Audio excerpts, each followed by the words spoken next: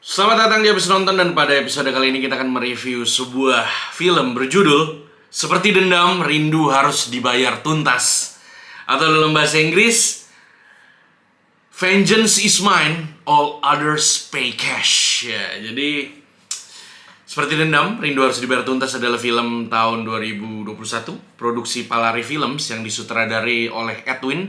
Mungkin teman-teman udah pernah dengar sutradara bernama Edwin yang bisa dibilang menjadi salah satu sutradara paling menjanjikan di Indonesia saat ini dengan karya-karya sebelumnya Posesif, Aruna dan Lidahnya, terus ada juga Ali dan Ratu-Ratu Queens ya.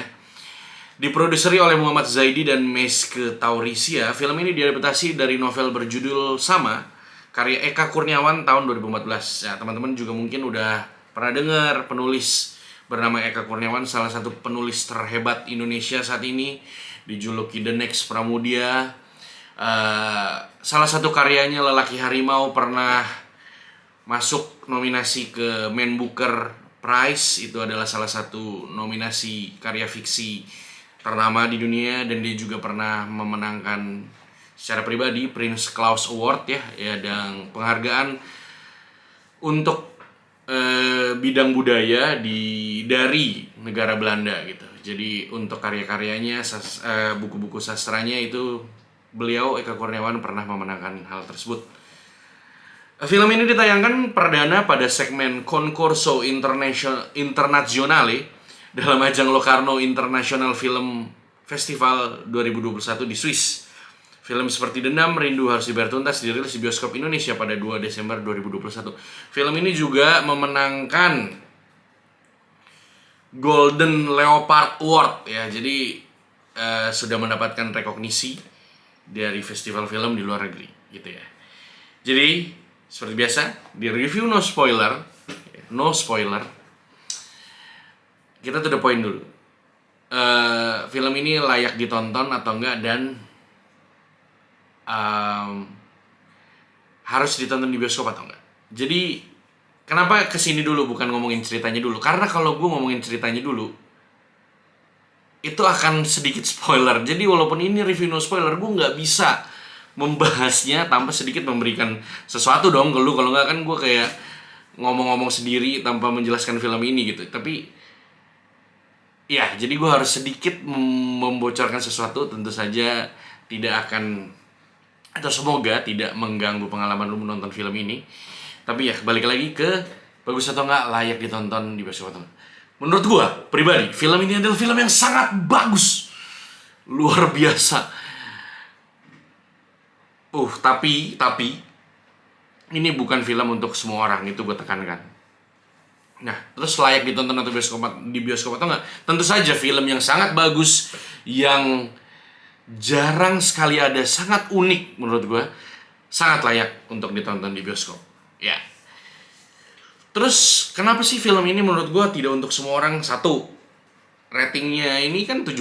Jadi di sini ada tentang seksualitas, ada violence tentu saja, ada kekerasan, ada kata-kata kasar juga ya. Jadi untuk orang 17 tahun ke atas pun belum tentu semua suka ya kan. Ada yang tidak suka seksualitas di bioskop. Kalau di tempat lain mungkin suka. Tidak suka seksualitas, tidak suka kekerasan gitu kan. Jadi belum lagi ditambah lagi dengan ceritanya yang menurut gue begitu surrealisme gitu ya. Surrealis tuh ya lu Google aja lah, gue takut salah ngejelasin. Begitu surrealis, begitu extraordinary, begitu luar biasa, begitu unik, begitu nyeleneh menurut gue. Nah, jadi ini benar-benar nggak buat semua orang. Oke.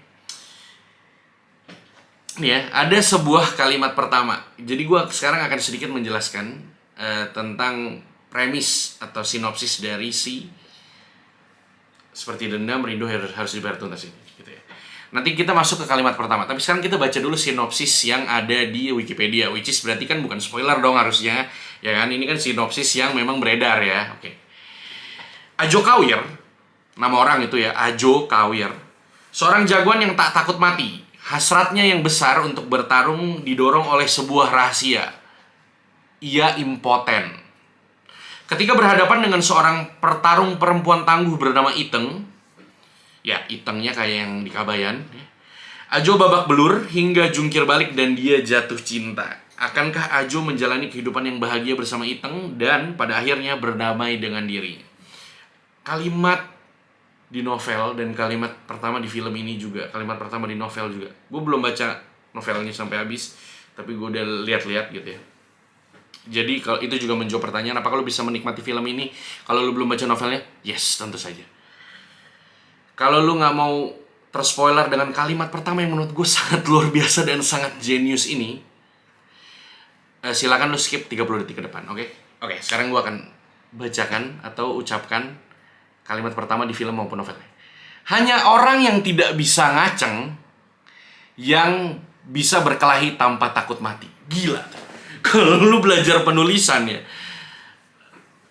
dimana lu diajarin bahwa kalimat pertama itu adalah kalimat yang paling penting, kalimat yang harus mengusik orang, menyolek orang gitu ya, membuat orang tertarik, menghook orang. Itu adalah kalimat yang menurut gue sangat jenius.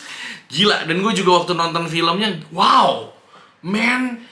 Dan ya kan tadi gue gak akan sebut lagi ya. Dan ceritanya itu berjalan dari premis tersebut gitu, tentang seseorang yang impoten ini gitu ya. Bagaimana dia, menurut gue lu bisa bikin cerita kepikiran tentang seseorang yang impoten aja itu udah menunjukkan kejeniusan lu. Membuat cerita yang bagus ya. Kalau membuat cerita jelek tentang orang impoten ya biasa aja, tapi lu membuat cerita yang sangat bagus tentang berasal dari premis orang impoten gitu, berjalan ke sana, berjalan dari sana maksudnya, dan menjadikan sebuah cerita yang sangat menarik gitu. Di sini di Seperti Dendam Rindu Harus Dibayar Tuntas itu semua tuh komplit. Jadi settingnya ini kalau lu mungkin udah lihat trailer atau lihat apa bocoran-bocoran kayak poster gitu ya. Ini kan settingnya tahun 80-an. Jadi zaman dimana diktator berkuasa waktu itu di Indonesia. Ini kan settingnya di Indonesia. Jadi film ini benar-benar menggambarkan situasi pada saat itu dengan sangat bagus menurut gue. Dimana yang berkuasa pada saat itu adalah machoisme, dimana premanisme merajalela pada waktu itu. Jadi ada kritik sosial yang sangat kuat. Juga film ini juga ada tentu saja kisah percintaan antara Ajo Kawir dan Iteng. Ada laganya, martial arts-nya, adegan actionnya yang gak murahan, yang berantem, bener-bener berantem, yang Indonesia banget. Seperti silat gitu ya, maksudnya martial arts yang ditampilkan adalah, buat gue yang orang awam merasa itu adalah kayak pencak silat gitu ya. Terus juga ada, ya itu tadi, selain cinta ada action, ada kritik sosial, ada hal-hal surrealis yang membuat lu merasa bahwa ini bagian dari kenyataan atau bagian metafora yang ingin menyampaikan sesuatu gitu. Jadi memang akan sangat sulit untuk menceritakan film ini atau mereview film ini secara no spoiler. Makanya nanti mungkin akan gue bikin full spoiler ya. Komen kalau lo mau review full spoiler ya. Sangat sulit untuk tidak membahas secara dalam untuk menjelaskan film ini, karena film ini begitu unik dan begitu eksentrik untuk dijelaskan secara tidak langsung ya. Jadi cuman kayak perasaan apa yang gue dapat dari film ini itu sulit. Jadi akan lebih mudah kalau kita bahas langsung, dan itu kayak ngasih tahu lo gitu loh, bahwa ini kegilaan dari film ini tuh kayak gitu. Dan ya itu gitu. Sisi positifnya adalah menurut gue adalah premis yang luar biasa, yang gila, cerita yang bagus. Jadi bukan cuma premisnya yang bagus, tapi ceritanya dari awal sampai akhir bagus. Acting yang kuat banget. Ajo Kawir diperankan oleh Martino Liu di sini sebagai seorang pemuda yang tidak takut mati karena impoten. Lalu Iteng juga, oh my god, eksentrik banget, diperankan oleh Ladya Sheryl. Lo tau Ladya Sheryl adalah salah satu aktris terbaik Indonesia yang sangat pemilih, terhadap peran. Karakternya unik sekali. Reza Rahadian di sini ya, lu tahu Reza Rahadian itu sebagai villain ya kan, sebagai antagonis itu nyebelin banget. Kalau lu pernah nonton Perempuan Berkalung Sorban, di sini dia juga sebagai villain dan nyebelinnya, ngeselinnya itu dapat banget. Ada Christine Hakim, ada Ratu Felicia, luar biasa. Ratu Felicia di sini sangat tidak terlihat seperti Ratu Felicia. Dia didandanin untuk mendapatkan looks tertentu. Pokoknya semua aktingnya luar biasa, membangun film ini menjadi semakin kuat. Kawin sama ceritanya yang juga udah luar biasa gitu. Ditambah lagi settingnya. Setting 80-annya menurut gue yang orang awam itu dapat banget, bener-bener kayak jadul banget. Bener-bener serius menurut gue melakukan settingnya, nggak sembarangan, nggak asal-asalan dan cukup teliti. Coloring gambarnya juga menunjukkan homage kepada film pada tahun-tahun 80-an, 90-an gitu ya, dimana kayak gambar-gambarnya tuh lama, bahkan ada kayak flare gitu-gitu, kadang kayak gambar yang tidak terlalu jelas. Pokoknya bener-bener lu bisa tahu bahwa sebuah film itu dibuat dengan niat gitu menurut gue. Dan ya itu membuat gue pribadi sangat jatuh cinta dengan Seperti Dendam, Rindu Harus Dibayar Tuntas.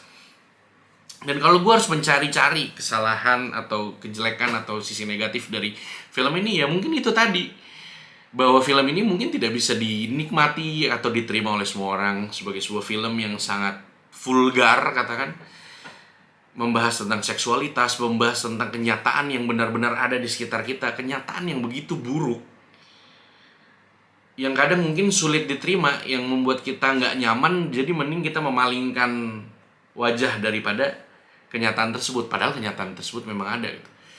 Jadi Eka Kurniawan di sini sebagai penulis novelnya dan juga penulis skenario bersama Edwin ya, itu menurut gue berhasil memberikan kita mikroskop terhadap realita-realita sosial yang kita mungkin nggak pernah kepikiran dan kita nggak pernah tahu yang ada pada zaman itu, yang begitu pahit, yang begitu deket, tapi kita nggak tahu gitu. Jadi wow, amazing. Dan gue pribadi suka banget. Dan juga di sini ada scene di mana si Ladia Sheryl itu ya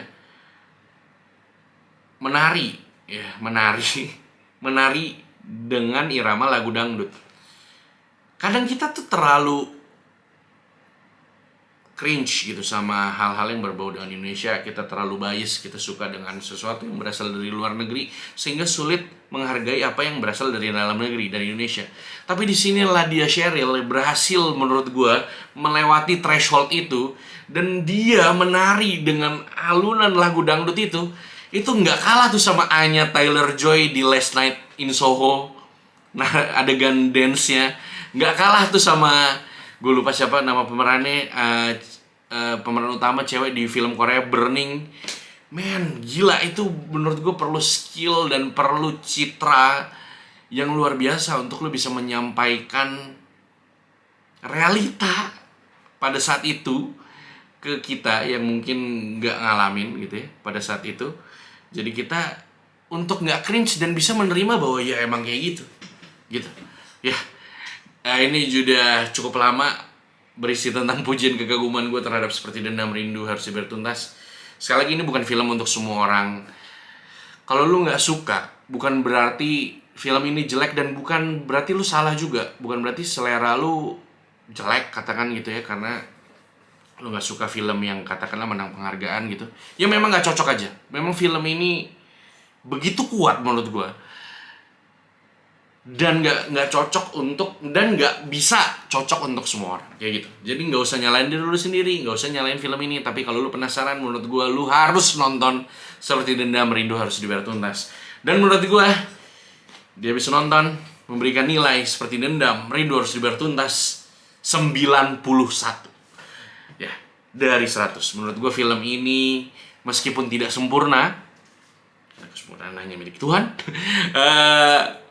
berusaha menyajikan sesuatu yang berani, yang segar, yang nyata, dengan cara yang juga berani gitu. Jadi amazing.